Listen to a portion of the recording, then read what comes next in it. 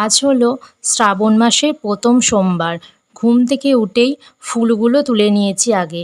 ঘুম থেকে উঠতে আজ অনেকটাই বেলা হয়ে গেছে আমার, তাই একেবারে স্নানটাও সেরে নিয়েছি।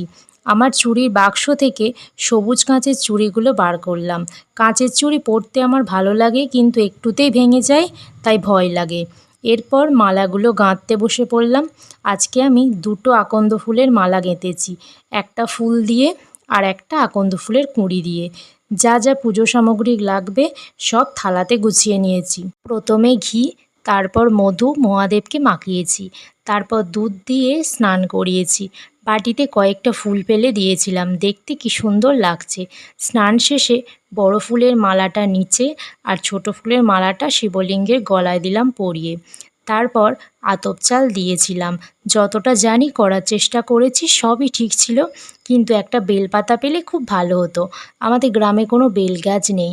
মহাদেব তো বেলপাতাতেই তুষ্ট হয়। তো তোমাদের শ্রাবণ মাসের প্রথম সোমবার কেমন কাটলো কমেন্টে আমাকে অবশ্যই জানাবে।